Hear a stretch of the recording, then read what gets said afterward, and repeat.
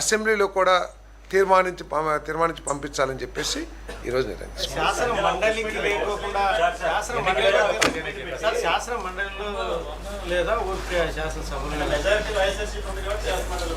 నేను ఎక్కడైనా రూల్ ప్రకారం ఎక్కడ పెట్టాలో అక్కడ పెట్టేస్తారు. ఒకవేళ అసెంబ్లీలో పెడతారేమో తర్వాత చేసుకోవచ్చు. తీర్మానం అవసరం లేదు మా జాగ్రత్తకి, ఎందుకంటే ఎవరన్నా వచ్చి ఏమి తెలుస్తుందో తెలియదు కదా. తీర్మానం అవసరం లేదు మా జాగ్రత్తకి, ఎందుకంటే ఎవరన్నా వచ్చి ఏమి తెలుస్తుందో తెలియదు కదా. చట్ట ప్రకారం రాజ్యాంగ ప్రకారం ఏది కావాలి ఇది అదనపు జాగ్రత్త తీసుకుంటున్నాం. 2025లోనే తీర్మానం అయిపోయింది. తర్వాత ఇంకో సెకండ్ కౌన్సిలింగ్ అనే ఆలోచన వచ్చిందేమో, కానీ ఇది తీర్మానం చేసేటప్పటికే అప్పటికి సెకండ్ పూలింగ్ ఏం లేదు. సో పూలింగ్ అవసరమైతే ఎప్పుడైనా క్యాబినెట్ని క్యాపిటల్ని ఎక్స్పాండ్ చేయాలంటే అవకాశం ఉంది ప్రభుత్వానికి. రైట్. రామ్నాథ్ గారు, చాలా క్లియర్గా మంత్రి పార్థసారథి గారు ఒక విషయం చెప్తున్నారు. తీర్మానం అవసరం లేదని ఆయనే అంటున్నారు. పైగా మళ్ళీ ఆల్రెడీ తీర్మానం అయిపోయిందని అంటున్నారు. అసలు ఏంటి తీర్మానం ఎందుకు పెట్టాలి, ప్రత్యేకంగా అసెంబ్లీని ఎందుకు సమావేశపరచాలి, ఏంటి దీని వెనుకున్నటువంటి ఆలోచన? ఈశ్వర్ గారు, మీకు నాగార్జున యాదవ్ గారికి నమస్కారం. ఇప్పుడు అసెంబ్లీలో తీర్మానం పెట్టి పంపించండి, అప్పుడే చాలా స్ట్రాంగ్ గా ఉంటుంది, భవిష్యత్తులో ఇబ్బందులు రాకుండా ఉంటాయని కేంద్ర ప్రభుత్వం చెప్పింది. అందుకే మేము అసెంబ్లీలో తీర్మానం చేస్తున్నాం అని చెప్పారు. మరి కేంద్ర ప్రభుత్వం చెప్పినప్పుడు ఎప్పుడైనా కానీ మండలిని పక్కన పెట్టి కేవలం అసెంబ్లీలో మాత్రమే తీర్మానం చేయండి అని చెప్పదు కదా. అసెంబ్లీలో తీర్మానం చేయండి అని నిజంగా కేంద్ర ప్రభుత్వం చెప్పి ఉంటే మండలిలో కూడా తీర్మానం చేయాలి కదా. మరి మండలిలో ఎందుకు పెట్టలేదు? బాగా గమనిస్తే జగన్మోహన్ రెడ్డి గారు గతంలో కర్నూలులో హైకోర్టు విశాఖపట్నంలో ఎగ్జిక్యూటివ్ క్యాపిటల్ ఉండాలన్న ఒక నిర్ణయం తీసుకున్నప్పుడు ఆ నిర్ణయాన్ని అడ్డుకోవడానికి శాసన మండలిని వాడారు. శాసన మండలి ఒక చాలా విలువైనది, చాలా అద్భుతమైన వేదిక అని ఆ రోజు మాట్లాడారు. కానీ ఈ రోజు వచ్చేసరికి మాత్రం శాసన మండలి అసలు పరిగణలోకి తీసుకోవాల్సిన అవసరం లేదు, అసెంబ్లీలో తీర్మానం చేస్తే సరిపోతుంది. ఏదైనా చట్టం చేయాలంటే మండలిలో అవసరం, కానీ మండలి మద్దతు ఈ తీర్మానమే కాబట్టి అవసరం లేదని ఎందుకు చెప్తున్నారు? అంటే కేంద్ర ప్రభుత్వం ఇదే చెప్పి పంపించిందా? అసలు నిజంగా కేంద్ర ప్రభుత్వం అసెంబ్లీలో తీర్మానం చేసి పంపించండి అని చెప్పిందా, లేకుంటే రాష్ట్ర ప్రభుత్వమే దీన్ని ఒక హైప్ చేసి మేము ఇదిగో అమరావతి కోసం ఈ స్థాయిలో కష్టపడుతున్నామని చెప్పుకోవడానికి ఈ ప్రయోగం చేస్తూ ఉన్నారా అన్న ఒక అనుమానం కూడా ఇక్కడే వ్యక్తమవుతుంది. కేంద్ర ప్రభుత్వం నిజంగా అసెంబ్లీలో తీర్మానం చేయండి, చాలా స్ట్రాంగ్ గా ఉంటుంది, భవిష్యత్తులో ఇబ్బందులు రావు అని చెప్పి ఉంటే ఇప్పుడు మండలిని పక్కన పెట్టడం ద్వారా ఇంకో కొత్త ఇబ్బందికి మీరు ఓపెన్ చేసినట్టే కదా తలుపులు. నిజంగా ఏ ఇబ్బందులు లేకుందంటే రెండు దాంట్లో ఉండాలి. సరే, మండలిలో ఒపీనియన్ కూడా తెలుసుకోవచ్చు కదా ఏమవుద్ది అంటే. మండలి దగ్గరికి వెళ్తే అక్కడ వైసీపీ వాళ్ళు ఉన్నారు, చాలా అంశాన్ని ప్రస్తావిస్తారు, లేనిపోని ఇబ్బందులు వస్తాయన్న ఉద్దేశంతో కేవలం అసెంబ్లీలో మన బలం ఉంది కాబట్టి అక్కడైతే మనం ఏమైనా చేసుకోవచ్చు అన్న ఉద్దేశానికి రాష్ట్ర ప్రభుత్వం వచ్చినట్టుగా ఉంది. అంటే మరో కొత్త వివాదానికి లేదు, అమరావతి మీద ఏకాభిప్రాయం మా రాష్ట్రంలోనే లేదు, అందుకే మేము మండలిలో కూడా తీర్మానం చేయలేకపోయామని ఇండైరెక్ట్ గా కేంద్ర ప్రభుత్వానికి మరో సంకేతం ఇస్తోంది రాష్ట్ర ప్రభుత్వం. చంద్రబాబు నాయుడు గారు 2014-19 మధ్య 5 ఏళ్ల పాటు ముఖ్యమంత్రిగా ఉన్నారు. ఇప్పటికి 2 ఏళ్ళు అయింది, అంటే దాదాపు 7 ఏళ్ళు. ఈ 3 ఏళ్ళు కలుపుకుంటే 10 ఏళ్ల పాటు చంద్రబాబు నాయుడు గారు తెలుగుదేశం పార్టీ వాళ్ళు ఎన్నికలకు ముందు ఏం చెప్పారు? మేము అధికారంలోకి వస్తే ఈసారి జగన్మోహన్ రెడ్డి గారు ఎవరు వచ్చినా సరే రాజధానిని కదిలించలేని స్థాయిలో మేము నిర్మాణం పూర్తి చేస్తామని చెప్పారు. అధికారంలోకి వచ్చిన వెంటనే 3 ఏళ్లలో అమరావతి నిర్మాణం పూర్తవుతుందని పదే చెప్పారు. కానీ ఈ రోజు కూడా మళ్ళీ 3 ఏళ్లే అంటున్నారు. దానికి తోడు భవిష్యత్తులో జగన్మోహన్ రెడ్డి లాంటి వాళ్ళు వచ్చినా కూడా కదిలించడానికి వీలు లేకుండా అనే ఒక పదాన్ని పదే ఎందుకు వాడుతున్నారు? అంటే మళ్ళీ వచ్చే ఎన్నికల్లో మీరు గెలవరని మీకు ఒక నిర్ధారణకు వచ్చేసారా? మీకు గెలిచే అవకాశం ఉంటుందని మీకు ధీమా ఉంటే ఇదంతా చేయాల్సిన అవసరం కూడా లేదు కదా ఇంత వెంటబడి. అంటే ఎక్కడో మీకు అనుమానం ఉంది, లేకుంటే జగన్మోహన్ రెడ్డిని ఒక విలన్ గా చిత్రీకరించాలి అన్న ప్రయత్నం చేస్తూ ఉన్నట్టుగా ఉంది. ఇప్పటి వరకు అమరావతిని మేము వ్యతిరేకిస్తున్నాం, అమరావతి రాష్ట్ర రాజధాని కాదు అని జగన్మోహన్ రెడ్డి గారి దగ్గర నుంచి వైసీపీకి సంబంధించిన ఏ ఒక్క నాయకుడు కూడా మాట్లాడిన ఒక్క వీడియో బయటను చూపించమనండి, ఎక్కడా చూపించలేదు. అమరావతి రాజధాని కాదు అని ఎప్పుడు వైసీపీ వాళ్ళు చెప్పలేదు. కాకపోతే కర్నూలులో హైకోర్టు పెడదాం, విశాఖలో ఎగ్జిక్యూటివ్ క్యాపిటల్ పెడదామని ఒక ఆలోచన చేశారు, అంతేగాని అమరావతి రాజధాని కాదు అని ఎక్కడ అనలేదు. కానీ ఎందుకు ఈ అంశాన్ని పదే తెరపైకి తెస్తున్నారు? అమరావతిని రాజధానిగా ఎవరు వ్యతిరేకించినప్పుడు మళ్ళీ కొత్తగా అమరావతి రాష్ట్ర రాజధాని అని చట్ట సవరణ చేయించుకోవాల్సిన పరిస్థితి ఎందుకు వస్తోంది? ఎందుకు ఇదంతా నడుపుతూ ఉన్నారు అనేది ప్రధాన ప్రశ్న. ఇప్పుడు సరే, ఏపీ రాజధాని 10 ఏళ్ల తర్వాత ఫలానాది అన్న దాంట్లో స్థానంలో చట్ట సవరణ చేసి ఇకపై ఏపీ రాజధాని అమరావతి అని కేంద్ర ప్రభుత్వం చట్ట సవరణ చేసి చేర్చవచ్చు, అంతవరకే పరిమితం అవుతుంది. కానీ ఇదిగో ఈ అమరావతికి ఏటా 2 లక్షల కోట్లు ఏ ప్రభుత్వం వచ్చినా ఖర్చు చేయాలనేది చెప్పదు కదా. చెప్పదు. అన్ని సంస్థలు అమరావతిలోనే ఉండాలని చట్ట సవరణ చేయలేరు కదా. చేయదు. విశాఖపట్నంలో కావచ్చు, తిరుపతిలో కావచ్చు, కర్నూలులో కావచ్చు, లేకుంటే శ్రీకాకుళంలో కావచ్చు, ఏమి పెట్టకుండా అన్ని తీసుకొని వచ్చి అమరావతిలోనే పెట్టాలని అయితే కేంద్ర ప్రభుత్వం చట్ట సవరణ చేసి చెప్పదు కదా. చెప్పదు. మరి అలాంటప్పుడు ఇప్పుడు కొత్తగా చట్ట సవరణ చేయడం ద్వారా ఏంటి ఉపయోగం? అంటే సింపుల్ గా అమరావతి రాష్ట్ర రాజధాని అని అనిపించుకోవడానికి ఇంత హంగామా ఎందుకు?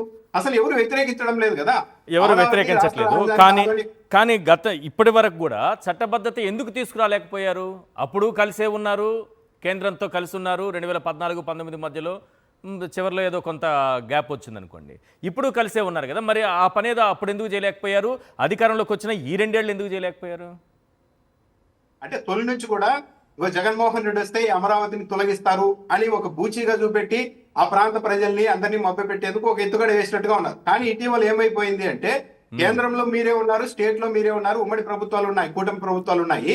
మరి ఇలాంటప్పుడు 2 ఏళ్ళు అవుతున్నా సరే మీరు ఎందుకు కనీసం ఈ చట్ట సవరణ చేయడం లేదు అని ఇక్కడ లోకల్లో ఉన్న అమరావతి రైతుల్లో వ్యతిరేకత మొదలయ్యేసరికి కొత్తగా భూములు ఇచ్చే వాళ్ళు కూడా చంద్రబాబు నాయుడు గారిని సంశయంగా ప్రశ్నిస్తూ ఉండేసరికి ఇప్పుడు ఒక అనివార్య పరిస్థితుల్లో ఈ పని చేస్తున్నారు. లేకుంటే దీన్ని ఇలాగే ఉంచి వచ్చే ఎన్నికల్లో కూడా జగన్మోహన్ రెడ్డి వస్తే అమరావతిని మార్చేస్తారు కాబట్టి మీరంతా మాకే ఓట్లు వేయాలని బ్లాక్ మెయిల్ చేసి ఉండేవారు. కానీ ఇప్పుడు ఇది చేయడం ద్వారా ఇక జగన్మోహన్ రెడ్డి వస్తే మళ్ళీ అమరావతిని మారుస్తారంటే ఈ యాంగిల్లో వైసీపీని టార్గెట్ చేయడానికి కూడా తెలుగుదేశం పార్టీకి పెద్దగా అవకాశం ఉండదు. ఎందుకంటే వీళ్ళే చెప్తున్నారు కదా చట్ట సవరణ చేసిన తర్వాత అమరావతి శాశ్వతంగా రాజధాని ఉంటుందని. ఇక అలాంటప్పుడు మళ్ళీ ఇంకొకరు వస్తే మారుస్తారని ప్రచారం చేయడానికి ఉండదు. ప్రచారం చేస్తే మేము చేసింది ఈ చట్ట సవరణ చట్టబద్ధత అంతా ఫేక్ అని వాళ్ళ అంగీకరించినట్టు అవుతుంది. కాబట్టి ఒక అంశంలో తెలుగుదేశం పార్టీ లాక్ కాబోతుంది. అయితే ఎందుకు ఇప్పుడే ఈ విధంగా చంద్రబాబు నాయుడు గారు హడావిడి చేస్తున్నారంటే ఒక 3 కారణాలు అయితే కనిపిస్తున్నాయి. ఒకటి, ఇన్నేళ్ళైనా 7 ఏళ్ళైనా సరే ఫిజికల్ గా అభివృద్ధి చేసిన ఫ్లాట్లను అయితే చంద్రబాబు నాయుడు గారు ఇవ్వలేదు. దీని మీద పెద్ద ఎత్తున రైతుల్లో ఆందోళన. కాబట్టి ఈ టైంలో అమరావతికి మేము చట్టబద్ధత తెచ్చాం కాబట్టి ఇక మెల్లగా మనం పనులు చేసుకోవచ్చు అని మళ్ళా రైతుల్ని మభ్యపెట్టే ప్రయత్నమా, లేకుంటే రియల్ ఎస్టేట్ వ్యాపారాన్ని ఆకర్షించేందుకు అమరావతిలో ఒక రియల్ ఎస్టేట్ భూమి కోసం ఇదంతా చేస్తూ ఉన్నారా?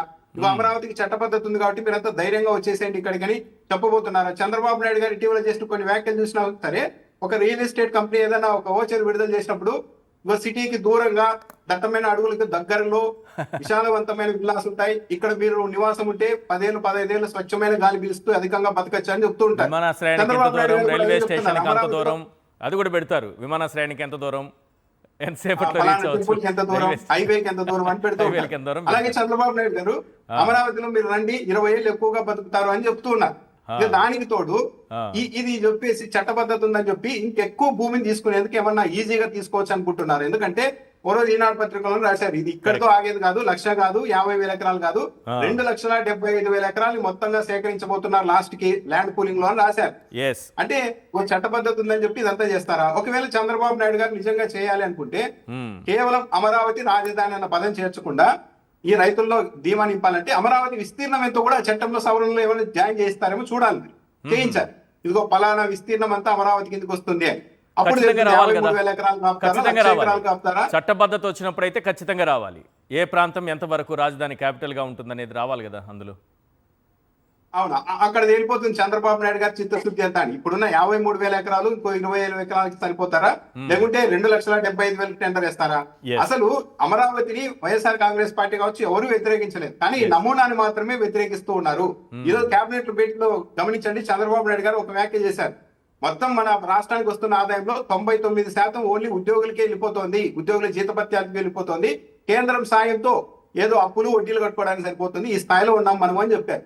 అది చెప్తూనే అమరావతికి 1,00,000 కోట్లు ఎలా ఖర్చు పెడుతున్నారు? ఇదే కదా జగన్మోహన్ రెడ్డి గారు కావచ్చు, వైసీపీ వాళ్ళు కావచ్చు, కొందరు నిపుణులుగా ప్రశ్నిస్తున్నది ఏంటంటే ఇలాంటి ఎకానమీ ఉన్న రాష్ట్రానికి 1,00,000 కోట్లతో అమరావతి నిర్మించడం అనేది ఒక పెద్ద ఇబ్బంది అవుతుంది అని చెప్తున్నారు. అంతేగాని అమరావతిలో రాజధాని ఉండకూడదని ఎవరు చెప్పడం లేదు.